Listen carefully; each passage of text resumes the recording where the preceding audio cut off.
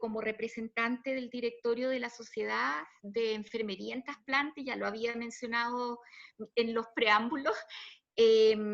Queremos, después de pensar mucho qué tema poder tratar y cómo abordar todo esto del coronavirus, las consecuencias de la pandemia, nos pareció que estábamos muy aislados, muy solitarios, y de esta forma se nos generó como el sueño de tratar este tema de lo que tiene que ver con la salud mental, cómo mantenerla, y acá subrayaron Tania y Jocelyn un enfoque muy especial que ellas van a dar de cómo cuidarla, no solo mantenerla, sino que también cómo cuidarla. Así que sin más palabras que decir, aparte del agradecimiento a cada uno de los que están participando en esta charla, les dejo con ustedes a Tania y a Jocelyn. Bueno, muchas gracias, Paulina, por primero agradecerle a través de, bueno, de ti y a todo el equipo, ¿cierto?, de enfermería de la sociedad que nos extendió esta invitación, que para nosotras constituye un orgullo haberla recibido, la verdad. Mi nombre es Tania y junto a Jocelyn, a mi colega de tantos años acá en la coordinación, desde el 2015, hemos estado llamadas a trabajar en el cuidado de los equipos, y de verdad que es un orgullo para nosotros haber recibido esta invitación, así que muchas gracias, partimos por agradecerlo.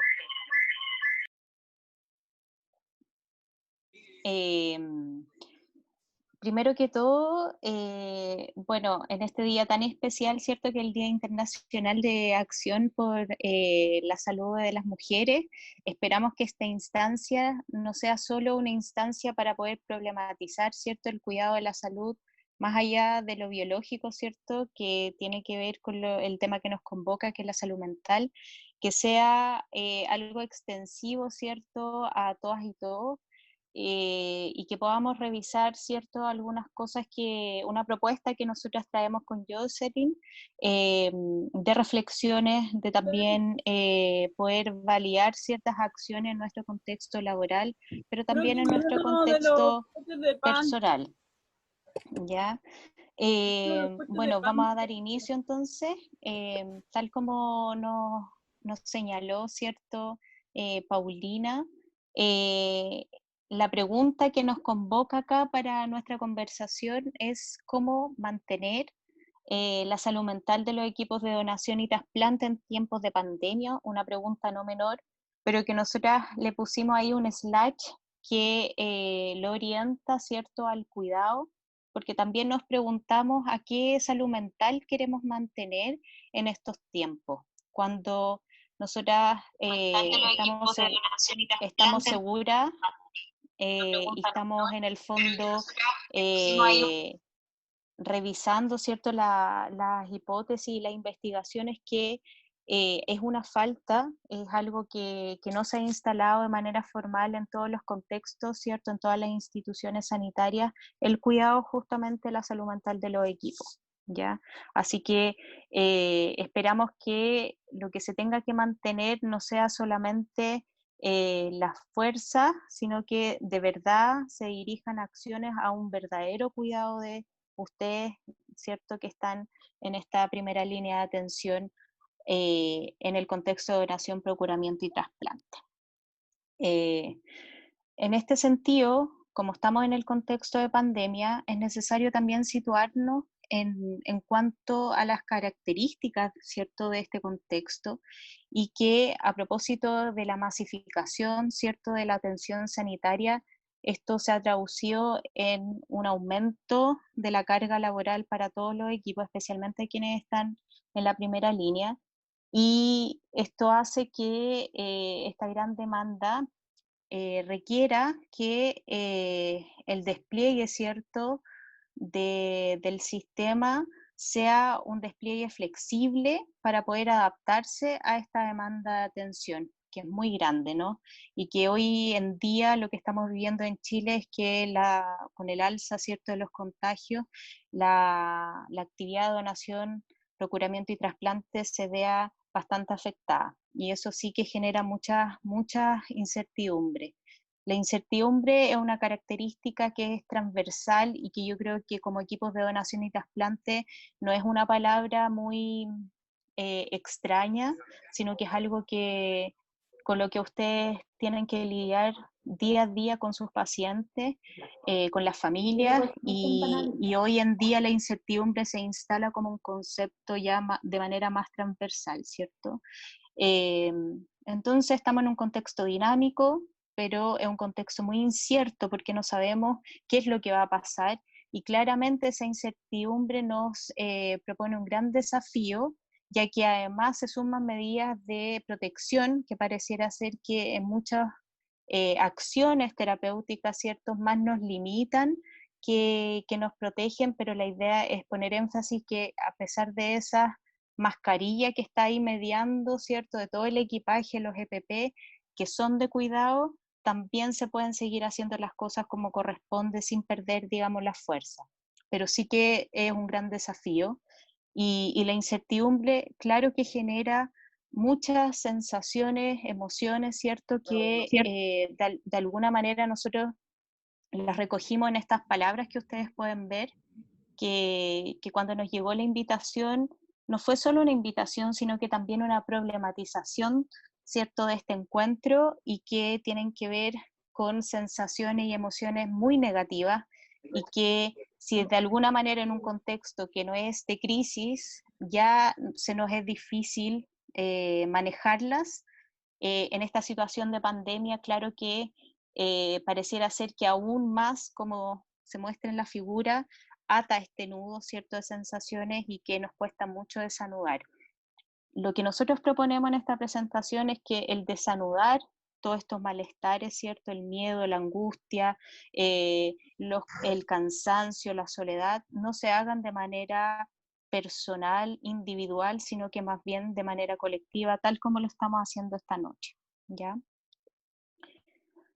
Eh, de esta manera, nosotras trajimos una frase que representa eh, mucho la experiencia de profesionales sanitarios con los que nos hemos encontrado, que dice así: a los profesionales sanitarios nos han enseñado a mirar hacia el otro en busca de signos, síntomas, diagnósticos, y en ocasiones mirar hacia uno mismo es complicado.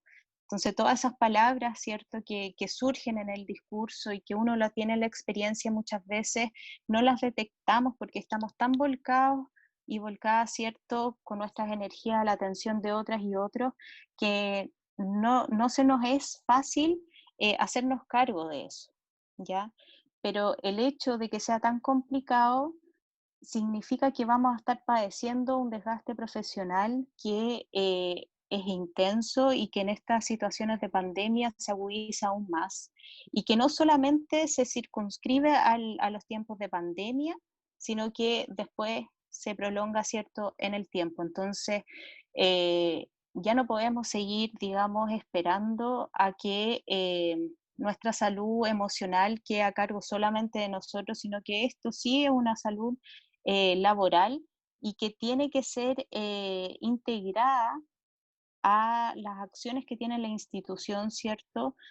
Con programas psicoterapéuticos, ya sea individuales, grupales, etcétera, porque si no se está dejando de lado la salud mental, básicamente, ¿no? Entonces las acciones de hacernos cargo se nos hacen aún más difícil cuando estamos tan sobredemandados para atender a otros y otras, ¿no? Em, Bueno, la evidencia lo que ha mostrado, y ahí, bueno, ahí está un poco la referencia de Cruz Gómez y Galvez, es que esta complejidad, ¿cierto?, de hacernos cargo de las emociones y de todo el malestar a propósito de la alta demanda de atención que nos genera nuestro trabajo, es que existen algunos elementos específicos, ¿cierto?, que dificultan que nos volquemos a atender nuestros propios signos, síntomas, ¿cierto?, y darnos tratamiento a eso, ¿no? Y que tiene que ver con temores y miedos muy asociados también a demandas sociales respecto a la cura, ¿cierto?, o sea, las profesiones de la salud tienen una tremenda carga social en que tienen que atender y curar y dar expectativas y dar esperanzas, ¿no? Estar volcados hacia eso. Pero cuando nos sentimos cansados y nos sentimos de alguna manera que no podemos responder a esa demanda, hay mucho temor a poder encontrar soluciones a eso, ¿no? Como, tal como dice nuestro punteo, el miedo a ser identificados como profesionales sanitarios enfermos, ¿cierto?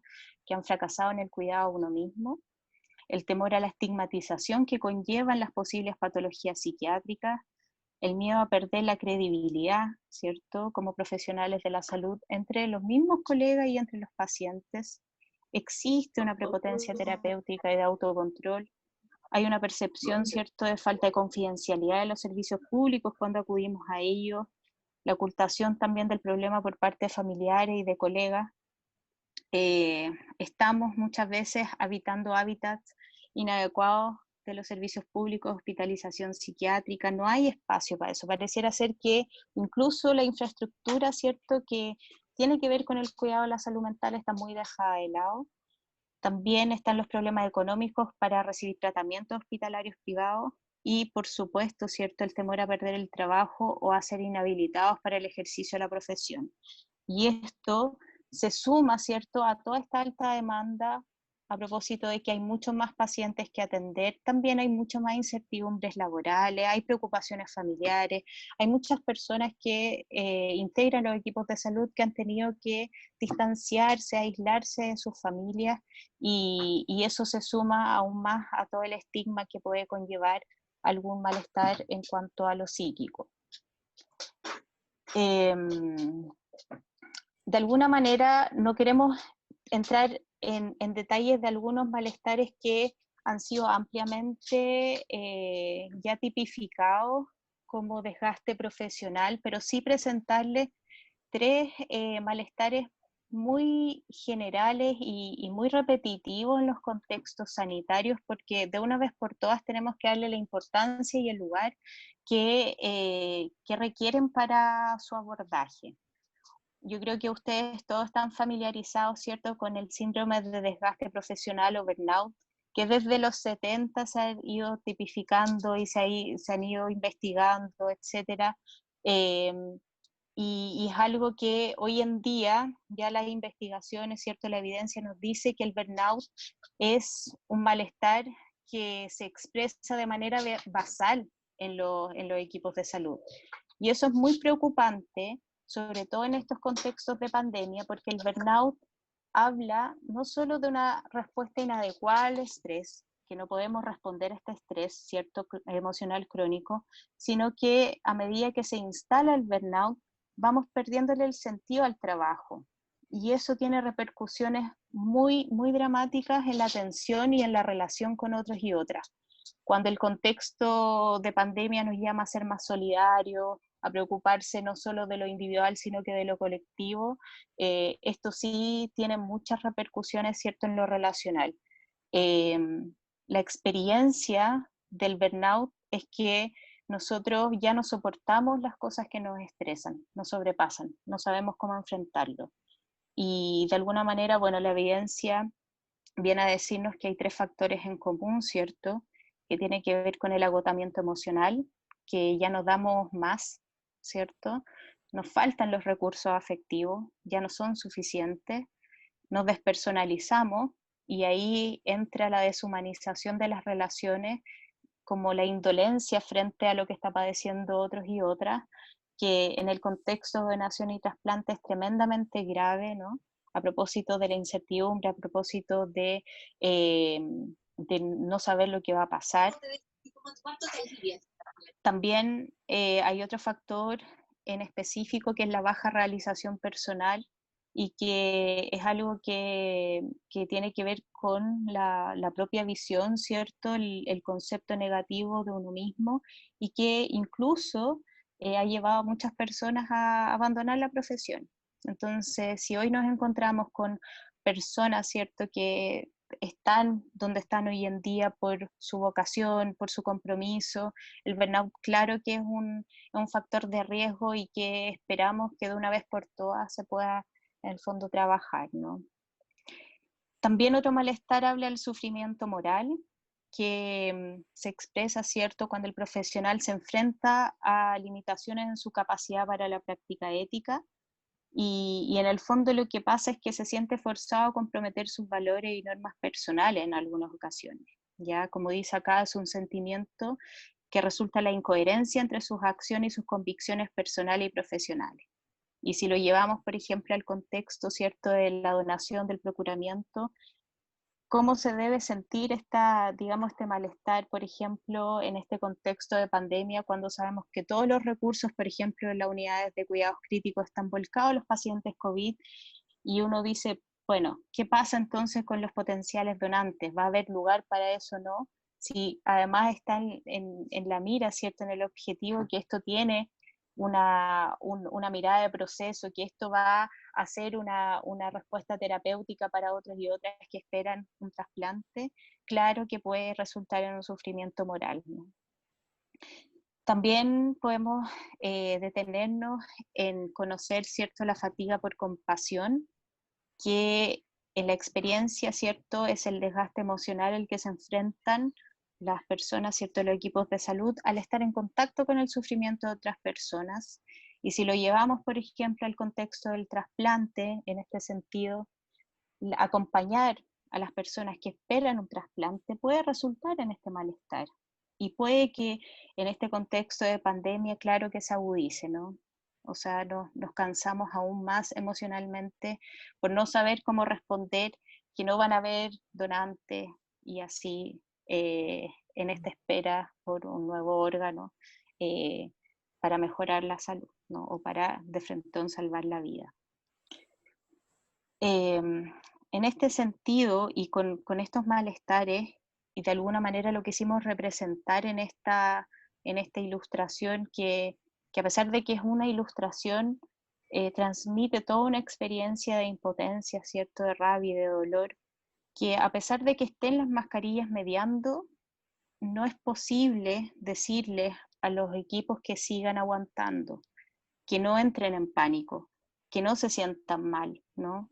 Aquí detrás de la máscara hay una persona, hay un ser humano que pone toda su vocación y todos sus esfuerzos para llevar adelante la actividad con la que se comprometió, y lo mínimo moral y ético es que las instituciones sanitarias y digamos la sociedad en conjunto nos hagamos cargo de esto, ¿no? Y no de manera individual. Entonces, la consigna es a hablar de esto, a romper el silencio, a romper con esta cultura del silencio que es muy propia de los contextos sanitarios y que de alguna manera a través de las intervenciones que hemos hecho a propósito de trabajar en la coordinación nacional, nos hemos encontrado con experiencias en las cuales las personas no se sienten habilitadas para decir estoy mal, no soporto esto, me siento sola, me encierro a llorar, eh, y que en el fondo representan esto que hemos hablado de que no hay cabida para el cuidado de la salud mental.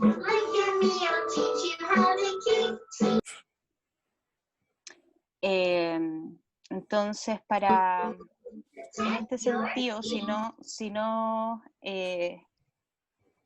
no nos podemos mantener la máscara y podemos seguir comunicando nuestra experiencia, ¿cierto?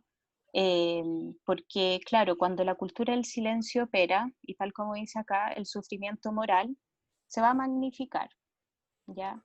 Porque cuando uno siente, pero siente que no puede expresar además eso, ese sufrimiento moral se va a agudizar aún más. Hay que encontrar el espacio, ¿cierto? Hay que hacerse el espacio para eso. Una cultura del silencio puede prevalecer si nosotras, si los profesionales que están en la primera línea, si los profesionales que están en las distintas instituciones, en las distintas unidades, perciben que su preocupación ética los va a etiquetar como alguien que es incapaz de soportar la presión, no tiene sentido, tenemos que hablarlo, tenemos que juntarnos a hablar tal como lo estamos haciendo ahora, ¿no? La ausencia de un auténtico debriefing, ¿cierto? De una devolución de lo que estamos haciendo, de un diálogo ético dentro de esta cultura, va a repercutir como uno de los principales factores para este sufrimiento moral. Y en este sentido, de manera ya más precisa en cuanto a lo que está pasando en salud mental en el mundo, ¿cierto? En el contexto de pandemia, nosotros queríamos presentarle algunas investigaciones que han recogido la experiencia de equipos en contextos altamente demandados como son en China, ¿cierto? Algunos lugares de Europa, donde a propósito de los hallazgos que se han encontrado, nuestra principal premisa debiese ser cuidar a quienes cuidan de manera transversal, especialmente en estos contextos de pandemia. Los hallazgos que se encontraron es que uno de los, bueno, estos son los 5 principales trastornos mentales de los equipos de salud. El primer punto tiene que ver con los altos niveles de ansiedad, luego viene la depresión, luego los trastornos de estrés agudo, burnout, como ya lo hemos mencionado, y trastornos de estrés postraumático. Son afecciones a la salud mental tremendamente graves y que se van a agudizar más a propósito de la alta demanda que estamos teniendo, pero que tenemos que ir problematizándolos, viendo, teniéndolos en cuenta para ver qué es lo que está pasando en nuestros propios contextos, ¿no? Ya.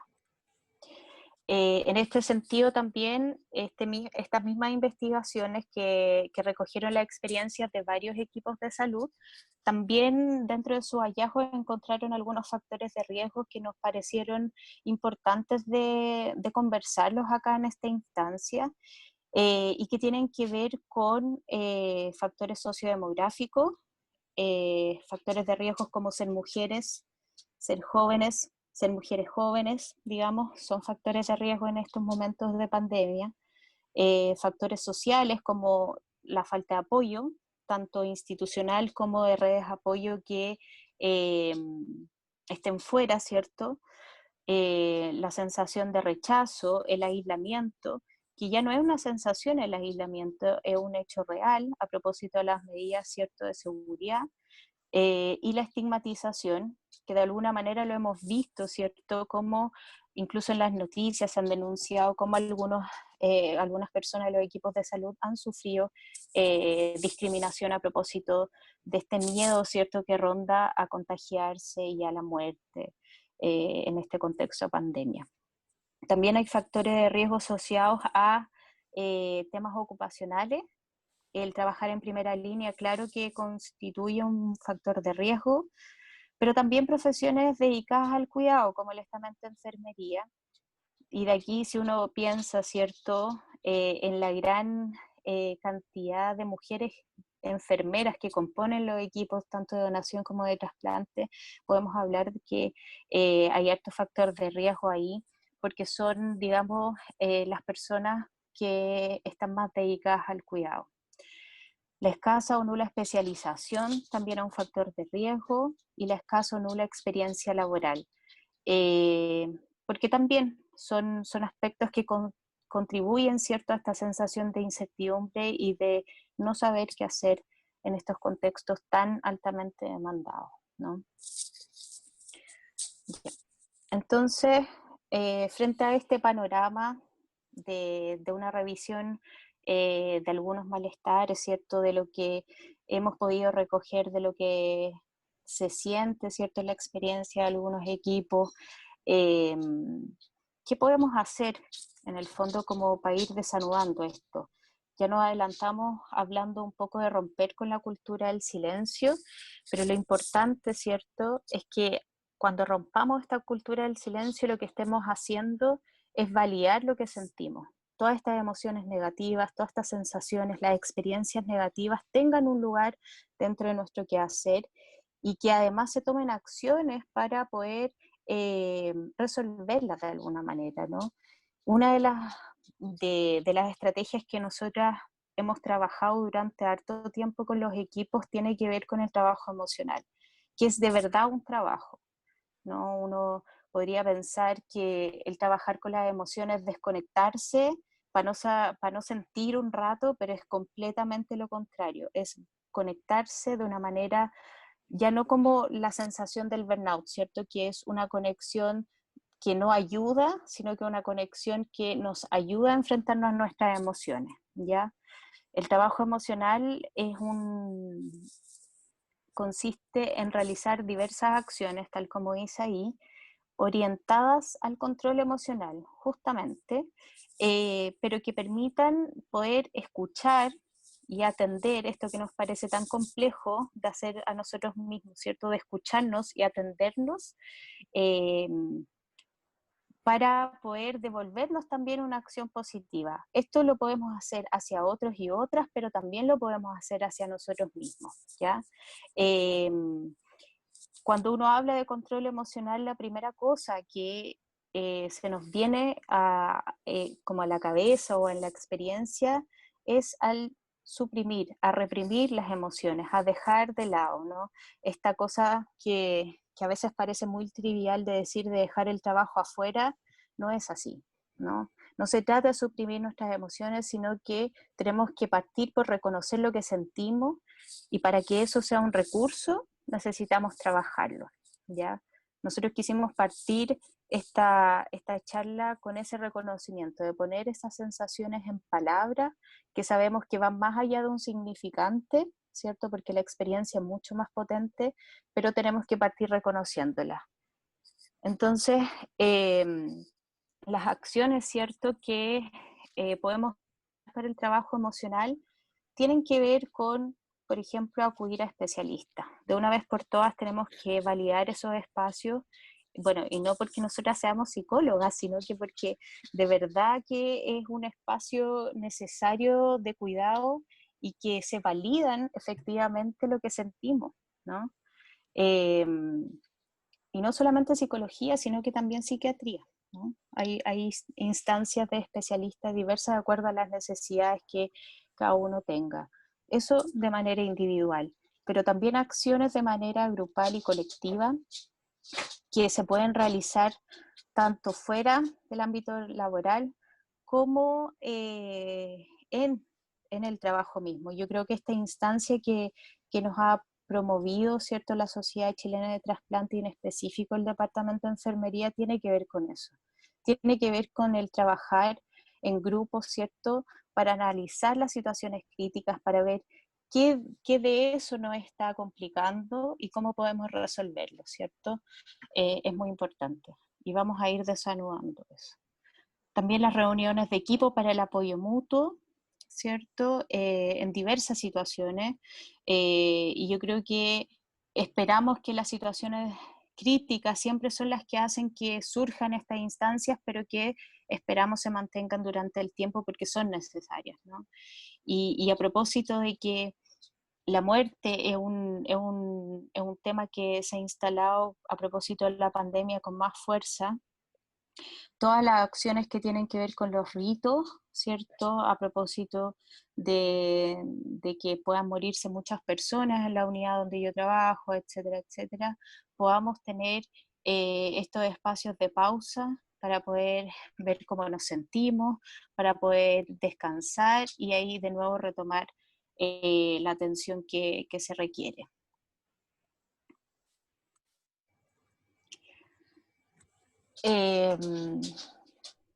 Bueno, una vez que nosotros validamos a través de distintas acciones nuestras emociones, primero lo que sentimos respecto a, a la situación que estamos viviendo, eh, digamos, otro paso dentro del trabajo cierto emocional es el actuar.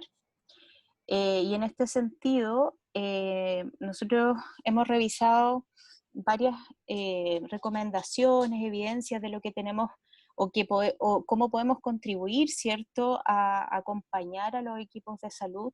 Y estamos de acuerdo con nuestro par, ahí el Ministerio de Salud Argentina, en que en estos contextos de pandemia lo que necesitamos primero es reconocer quiénes están dentro de los equipos de salud, quiénes son las personas que están ahí, ¿no? Y además validar en este reconocimiento las necesidades.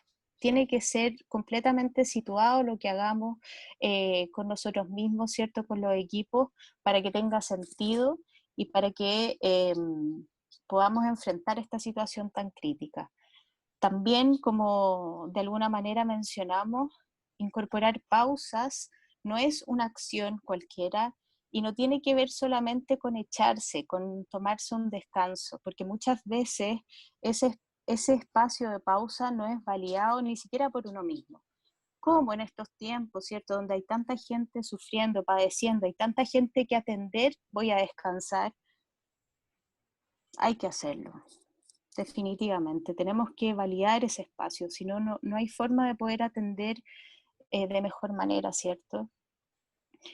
A propósito del distanciamiento físico, muchos equipos, ¿cierto? Personas que integran los equipos han tomado decisiones tremendamente difíciles como tomar distancia, ¿cierto?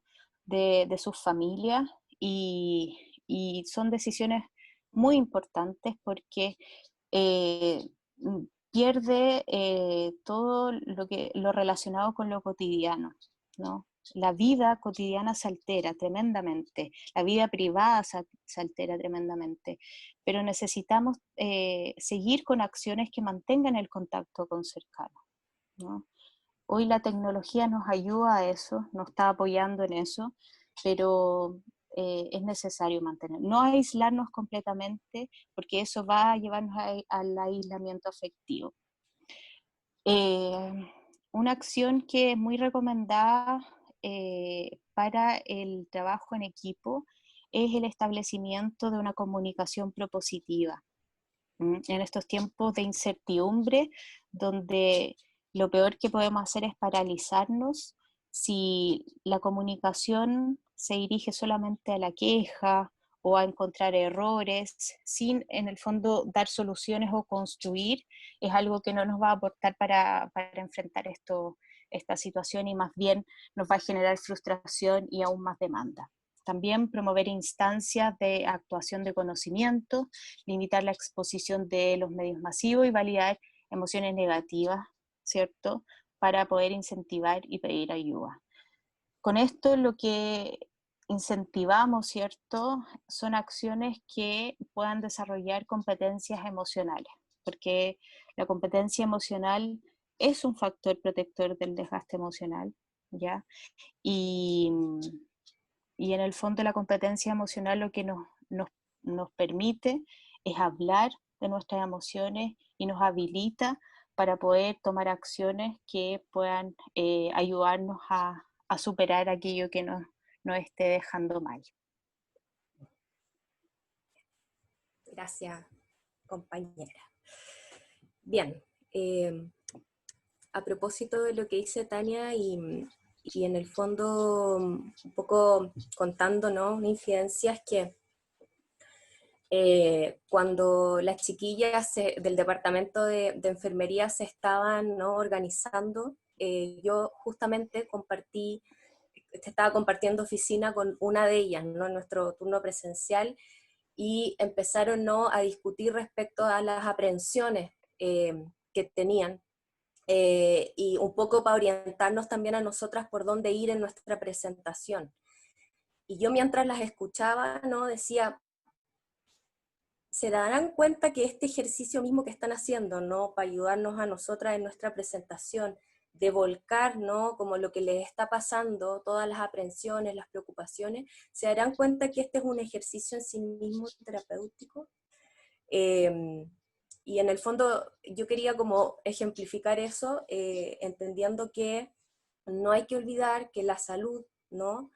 Y lo digo como la salud, ¿no? Hablamos mucho de salud mental, pero creo que también tenemos que avanzar en romper con la lógica cartesiana, ¿no?, de la salud física, la salud mental, ¿no?, sino que hablar de la salud en su integralidad.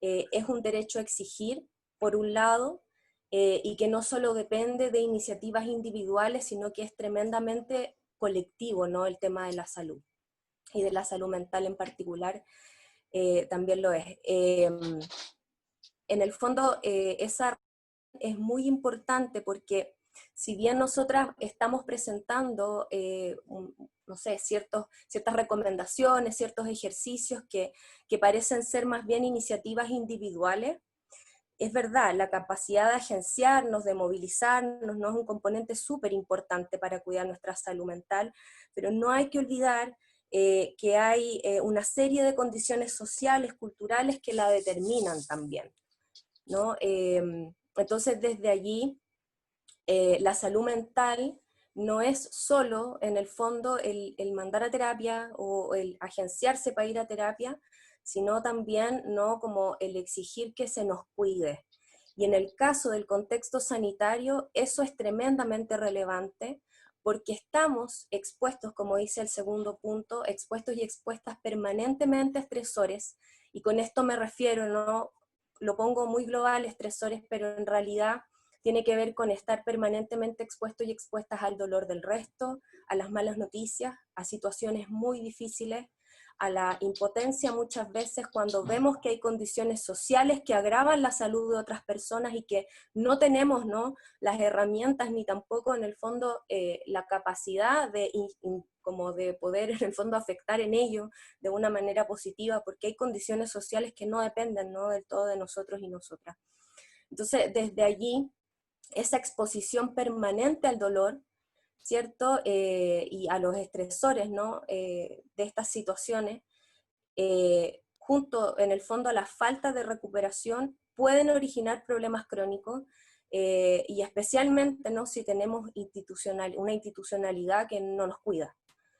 Y eso, en el fondo, genera un círculo vicioso, porque lo que finalmente hacemos, si no nos vamos recuperando de esos estresores, ¿no?, cada vez que en el fondo van ocurriendo, se genera un círculo vicioso, porque lo que estamos haciendo es realizar un esfuerzo adicional para contrarrestar el estado ya subóptimo en el que me encuentro, ¿no?, en el que nos encontramos, con el objetivo que el rendimiento no se vea afectado. Y eso lo que hace, al fin y al cabo, es generar una gran bola de nieve de desgaste. Por tanto, nuestra propuesta es aquí poner dos palabras claves tremendamente importantes, que son la recuperación y la interdependencia, ¿no?, que el telón neoliberal bajo en el que estamos, o sea, detrás del que estamos, ¿no?, como accionando nuestras vidas, niega mucho la interdependencia. Y vamos a ver que la interdependencia es importantísima, entendiendo que nuestra vida muchas veces, o no, digamos, siempre, ¿no?, depende de otros y otras, y nuestro trabajo también lo hace, ¿no? Es súper importante eso, ese concepto. Desde allí entonces vamos a hablar del trabajo de recuperación. La Tania habló del trabajo, el trabajo emocional. Hay otro trabajo, ¿no?, y que lo vamos a ver como un trabajo, porque así en el fondo también entendemos que es parte de la tarea sanitaria en sí misma, ¿no?, el recuperarnos también, a propósito de que somos nuestra propia herramienta de trabajo. Entonces, desde allí, el trabajo de recuperación tiene una premisa, y es que lo esencial no es la actividad en sí, ¿no?, el cómo nos vamos a recuperar. Nosotras no le vamos a presentar aquí una lista de cosas por hacer, sino más bien lo que signifique para ustedes tener un proceso cortito o largo de desconexión o de relajación, ¿no? Entonces existe, ¿no?, como de la evidencia, la sistematización más bien de los recuperación interna, que son aquellos momentos que nos damos al interior de la jornada laboral y que nos pueden ayudar a cuidar nuestra salud mental, ¿no?, a propósito de lo que yo les decía, esta bola de nieve. Entonces ahí habría que preguntar, ¿no?, habría que preguntarse ¿qué hace una para recuperarse cada tanto en un extenso procuramiento, ¿no? Por ejemplo, cuando hubo una situación muy difícil con el equipo de la UCI, o quizás cuando, no sé, tuve que comunicar el tema de la donación y la situación fue muy intensa. ¿Qué hago yo? ¿Qué actividad hago yo para parar y después seguir adelante para ir al pabellón, ¿no? Entonces, desde allí, el trabajo de recuperación interna lo que hace es promover la pausa necesaria posterior a enfrentarme a un evento que me estresó muchísimo. Lo mismo con el trasplante, ¿no? ¿Qué se hace, no? ¿Qué actividad podemos hacer después de un control difícil con un paciente trasplantado? Especialmente, por ejemplo, hoy en día, en donde hay como una hiperpreocupación por las personas que están inmunosuprimidas. Y aquí viene el concepto de la interdependencia, que nos parece tremendamente importante ponerlo ahí, porque en el fondo, cuando hay una alta demanda, voy a necesitar un relevo. Y entonces voy a necesitar que otros compañeros o compañeras me puedan ayudar a pausar, a recuperarme. Entonces, por eso creemos que, de hecho, hay una corriente, ¿no?, que cuestiona muchísimo el término del autocuidado en salud, ¿no? ¿Hasta qué punto es tan autocuidado? Siempre voy a necesitar de una colectividad para poder en el fondo seguir adelante. En este trabajo de recuperación también, ¿no?, ayuda muchísimo la recuperación externa, ¿no?, para nuestra salud mental, salud, ¿no?, ocupacional, y que es aquella que ocurre al terminar la jornada laboral. Y en pandemia, y a propósito del teletrabajo, ahí se nos viene, digamos, un sobreesfuerzo bastante importante, porque, por ejemplo, el teletrabajo difumina los límites, ¿no?, entre este mundo externo de la jornada laboral y el mundo interno que tiene que ver con nuestro hogar, las cosas que hacemos, ¿no?, al interior. Entonces, para poder, en el fondo, generar esta recuperación externa y poder distanciarme, ¿no?, psíquicamente del trabajo y hacerle entender a mi cuerpo que ya no estoy trabajando, habría, ¿no?, en teletrabajo que poner un límite simbólico, y eso va a depender de cada quien, ¿no?, pero algo que realmente me distancie, si es que lo logramos, ¿no?, porque a veces el inconsciente opera solito. Hay otro punto tremendamente complejo en este contexto, y no solo en este contexto, sino que ya hace muchos años se está teorizando sobre eso, y que tiene que ver con la crisis de los cuidados, ¿no? A propósito de que la TAN introdujo esta presentación diciendo que hoy es el Día Internacional por la Salud de las Mujeres, y que es hoy en día un tema tremendo, la problematización de los cuidados, de la carga emocional de estar a cargo, y de las jornadas extensas, no solo del trabajo asalariado, sino que la segunda, tercera y cuarta jornada que muchas veces, o mayoritariamente las mujeres, experimentamos al llegar a la casa, hoy en día con el teletrabajo se ve aún más, digamos, potenciado, porque tenemos en el fondo todo revuelto, ¿no? Y ahí de nuevo entra, a propósito de conectar esto, ¿no?, con la recuperación externa, ¿no?, con este distanciamiento del trabajo para poder descansar, recuperarme y seguir al otro día, viene, ¿no?, a jugar un elemento, o sea, a jugar de manera importante la interdependencia, ¿no?, el otro y la otra, ¿no? A propósito de la crisis de los cuidados, habría que, en el fondo, preguntarnos dónde está la corresponsabilidad allí. Yo voy a necesitar de un otro, de una otra, si tengo hijos, hijas, para que se encargue, ¿no?, de ellos o ellas, y así poder hacer actividades que me permitan descansar. Entonces, desde allí, bueno, no me voy a detener mucho más, hay en el fondo una proliferación importante que habla al respecto, ¿no?, sobre todo de epistemologías feministas. Si hay alguna chiquilla compañera que está hoy en día mirando y que siente que precisamente este punto, ¿no?, del teletrabajo y de los cuidados, ¿no?, con el trabajo asalariado, la está afectando en su salud mental, yo recomiendo que googleen, ¿no?, crisis de los cuidados. Hay una serie, ¿no?, como de no solo reflexiones, sino que también de propuestas que son tremendamente importantes para nuestra salud. Y bueno, a propósito, ¿no?, más que la actividad en sí, como decíamos con la recuperación interna también, hay otras variables, ¿no?, que son las que en el fondo nos van o que están evidenciándose que son más efectivas, ¿no?, como el grado de gratificación de esa actividad, ¿no?, que me permita descansar, recuperarme para seguir al otro día. Y desde allí, ahí también viene un cuestionamiento, ¿no?, a este mandato, ¿no?, de hacer ejercicio, de hacer otras cosas, ¿no?, cuando estamos confinadas, confinados, porque habría que mirar hasta qué punto eso más bien obedece como a una lógica de producción, como de productividad nomás y de explotación, o realmente eso me está ayudando, ¿no? Entonces, la actividad la va a elegir cada quien. Si en el fondo yo siento que me es más grato echarme a ver tele y no pensar tanto, ¿no?, ver una serie que no requiera quizás como de una gran carga no cognitiva, bueno, lo haré también, ¿no? Y dejaré un poco el yoga de lado, lo haré en algún otro momento, qué sé yo, pero ojo con eso, ¿no? También ojo con las presiones que está generando el confinamiento, ¿no? En una sociedad tremendamente gordofóbica, se nos está mandatando muchísimo o se nos está, ¿no? Como insertando este miedo a engordar. Ojo con nuestra salud mental al respecto. Entonces desde allí también la interacción social ayuda muchísimo, especialmente la interacción en el fondo con personas que están fuera del trabajo, que me permitan finalmente como distanciarme, ¿no? de la pega, y ahí en el fondo por más que queramos a nuestros compañeros y compañeras de trabajo, ojo que muchas veces cuando nos juntamos con ellos y ellas fuera, terminamos hablando del trabajo y eso no nos permite descansar mucho. Y también otras actividades como de recarga energética, no física y mental, como es el deporte, qué sé yo. Pero ahí cada quien, esto es muy subjetivo, cada quien tendría que elegir. Lo importante es finalmente sentir que me pude recuperar para poder en el fondo seguir adelante, ¿no?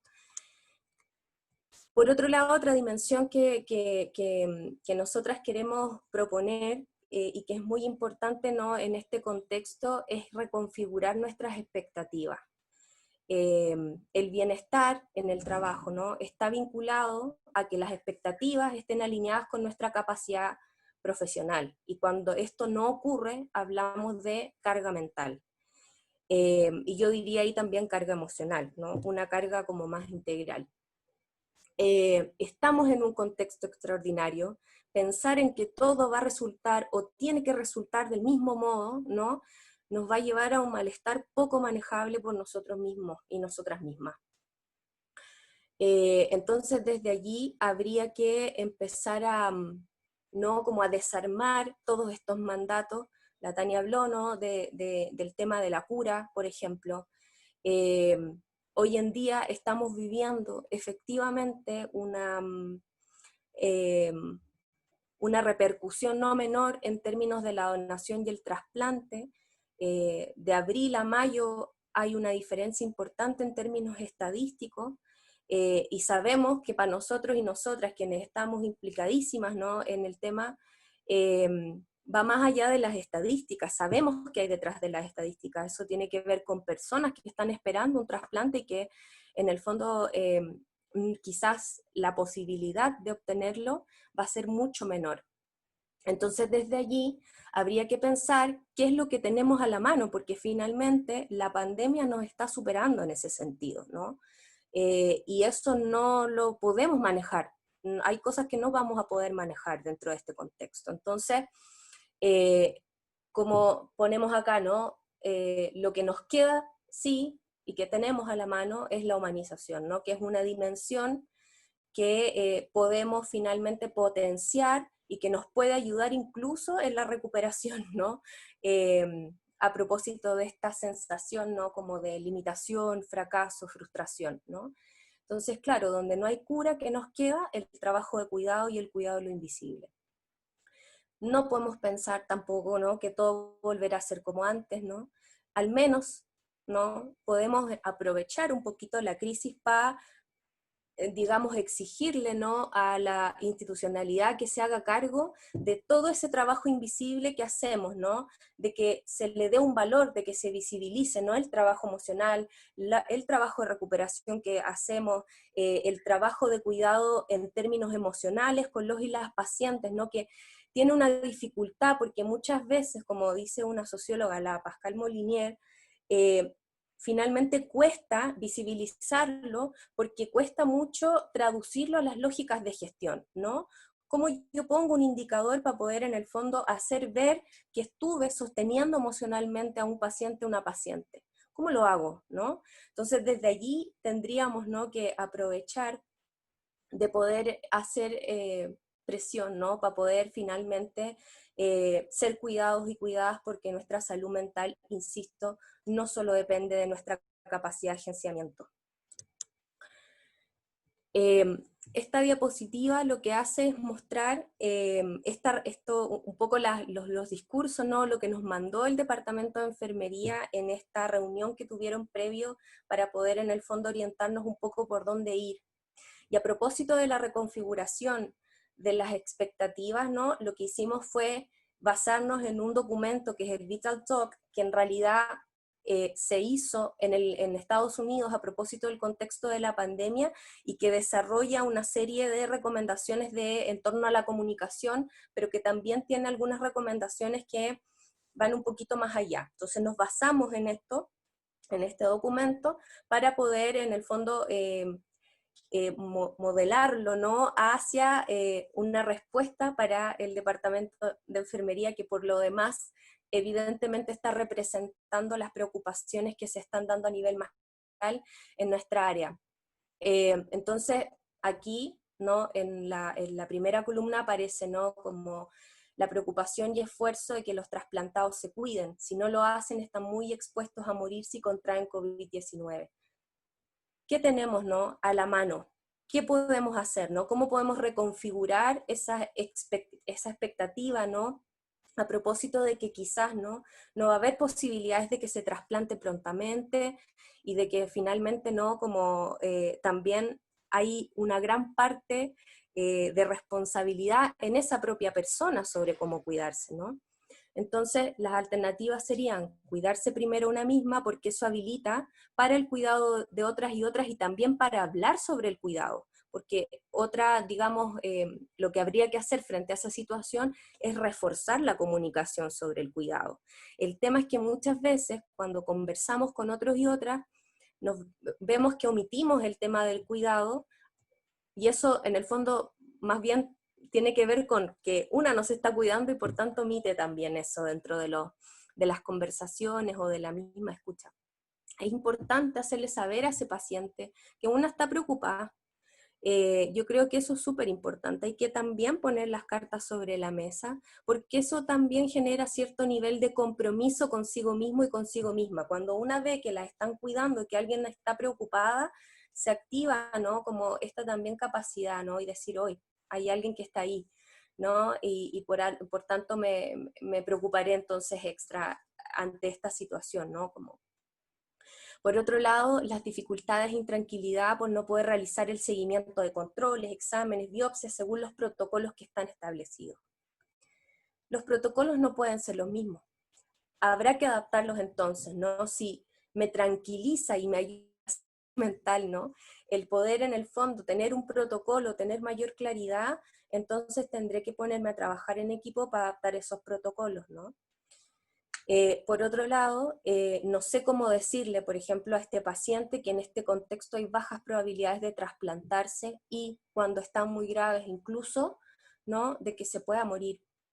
Y ahí lo que nos queda por hacer frente a eso, lo que tenemos a mano es escuchar lo que le preocupa, explicarle lo que está sucediendo, ayudarle a prepararse a los distintos escenarios, ¿no? Que pueda enfrentar.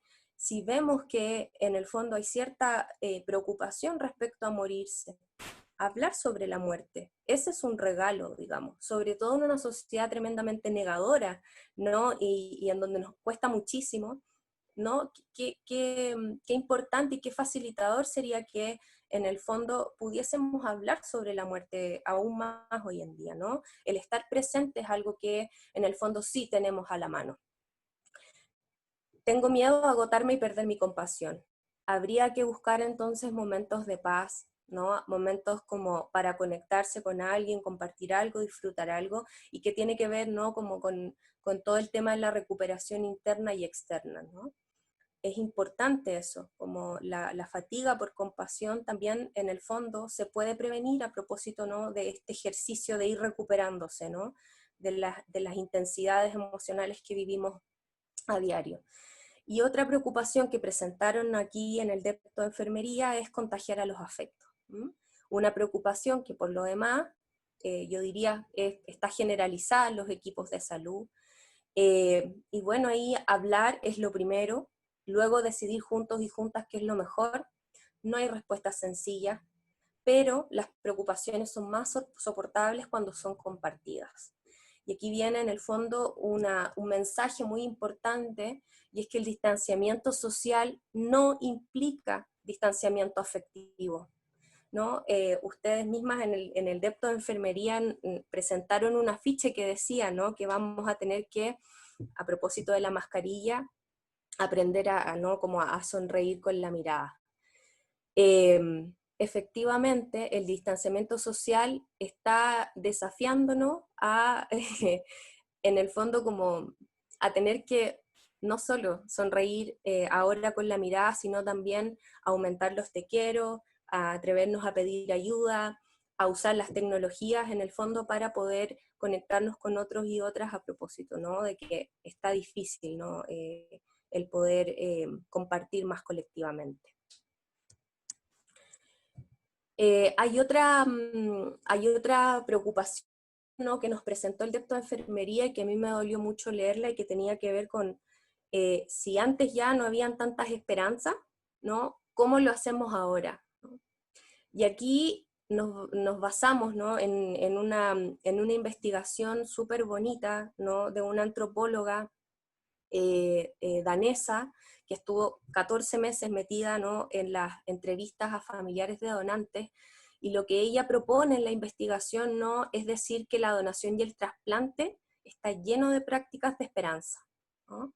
Entonces, no hay que olvidar eso, incluso en contexto de pandemia, porque finalmente podemos mirar, ¿no?, como los fenómenos que ocurren en lo que trabajamos, para poder ver que la esperanza no se pierde incluso en los casos más extremos. Unas acotaciones, eso sí, antes de eso. La esperanza no es solo una lucha personal, sino un aspecto crítico del encuentro en la atención biomédica. Está constantemente en tensión aquello, ¿no? No es color de rosa y endulzada, ¿no?, como la canción del Diego Torres, sino que está estrechamente relacionada con el fracaso, la tragedia, la desesperación. Es allí donde surge la esperanza. Entonces, ¿cómo no va a surgir esperanza en este contexto, ¿no?, si efectivamente este contexto nos está llevando, ¿no?, como a la sensación de fracaso, tragedia y desesperación, ¿no? Y la esperanza, ¿no?, lo que tiene es que es una forma, ¿no?, de crear comunidades nuevas de cuidado, ¿no? Y por otro lado, nuevas formas de organizar el cuidado, y a eso estamos acostumbrados y acostumbradas, ¿no? Yo creo que el mejor ejemplo está en los y las pacientes, ¿no?, e incluso también, obviamente, en las familias de donantes, que es algo en donde pone el acento, ¿no?, esta investigadora. Ante la desesperación de estar en una lista de espera, las personas se organizan, ¿no? Se organizan y se juntan, se colectivizan y hacen cosas, ¿no?, al respecto. No sé, las estrategias que hoy en día nos están mostrando las mismas personas trasplantadas frente al contagio. Justamente ayer en una reunión que tuvimos, una enfermera de trasplante nos contaba las miles y unas cosas que hizo una paciente recientemente trasplantada de corazón, cuyo marido se contagió y que finalmente pasó, ¿no?, casi que el mes y no le pasó nada, porque hubo ahí una capacidad gigantesca, ¿no?, de resiliencia, que hace que una diga, todavía queda esperanza. Queda esperanza porque lo que finalmente hace este contexto es generar, ¿no?, como la necesidad de organizarnos para el buen vivir, ¿no?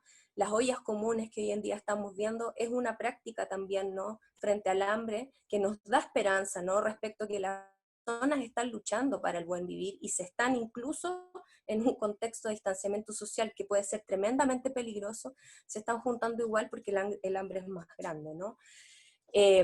Pero también no olvidemos que esto también nos puede llevar a organizarnos para el buen morir.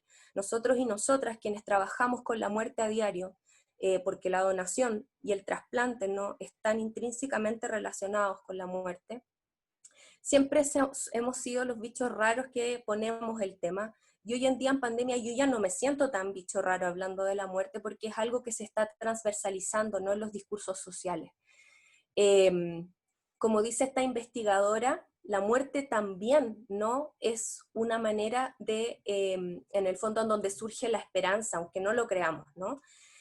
Nosotros y nosotras sabemos, ¿no?, cuando miramos a las familias de donantes, de qué manera ¿no? Esa transformación de la persona en un objeto para el trasplante, ¿no? Esa transformación del cadáver, ¿no? Es una necesidad de la familia para que ese difunto o difunta recupere una especie de condición de sujeto. Es donante, ¿no? Y eso es súper importante. Hay que mirar a las familias de donantes también para no perder la esperanza. Aquí hay una cita textual, ¿no? De esta investigadora que dice: sostengo que la esperanza también implica esperar la muerte. Más específicamente implica la práctica de crear muertes dignas en medio del sufrimiento como una alternativa más significativa cuando una vida digna no es una opción. Más bien, las prácticas de esperanza implican valorar los contenidos de una vida digna y realizar un cierre significativo a la vida. Tales intersecciones de significado y dignidad son evidentes en las narrativas familiares. Por tanto, las personas, ¿no?, a la espera de un trasplante, las personas trasplantadas, las familias de donantes y el legado que dejan los y las donantes son un ejemplo tremendo, ¿no?, para poder seguir adelante. Y desde allí, ¿no?, emerge, digamos, una palabra que viene, ¿no?, resonando hace mucho rato en nuestro contexto local y que tiene que ver con la dignidad, ¿no? La dignidad y la lucha por la dignidad también, digamos, aportan a nuestra salud mental. Por último, dejarles también una cita para cerrar esta jornada con el espíritu más o menos en alto, y que también es de una antropóloga. Este es un texto que está, digamos, online, al que pueden acceder, que se llama Reconvertir la mala muerte, que dice así, ¿no? Pero la mala muerte, espérenme que justo no veo bien, ya, ahí sí, pero la mala muerte será domada. Es que se suman personas y no puedo ver ya, perdón. Pero la mala muerte será domada. El cuidado digno de los muertos volverá, y los sentidos sobre la dignidad y el tratamiento adecuado podrían cambiar también. Rituales alternativos se implementarán al finalizar la crisis sanitaria para compensar las fallas ocurridas al fallecer el ser querido y la falta de socialización de la muerte. Para los deudos de hoy, indudablemente, sea difícil pensar que el dolor, las heridas y la culpabilidad cesarán. Se escucha mucho que el duelo de los parientes se vio impedido o será imposible. Difícil afirmar tal aserción intrapsicológica de manera tajante. La muerte actual aparece sin duda fuera de lugar en muchas situaciones, pero patologizar el dolor de los deudos quizás no ayude. Excluye ver ceremonias íntimas implementadas para vincularse con el difunto puedan consolar, constituyendo gestos de resiliencia quizás precarios e insuficientes, pero importantes hasta que llegue el tiempo de hacerlo mejor. Porque la mala muerte siempre se puede reconvertir. Y cuando ese tiempo llegue, la sociedad jugará en esto, como en todos los casos, un rol fundamental. Y aquí la donación y trasplante, si se trata del buen morir, tiene mucho que decir. Y por último, un homenaje, ¿no?, al DEPA de enfermería, lucha como una enfermera, ¿no?, para poder cerrar y agradecer, digamos, la invitación. Sí, muchas gracias. Bueno, muchas gracias a ustedes, Yossi, Tania. Ay, un segundo. Ahí. Vamos viendo ahora, avanzando con la tecnología.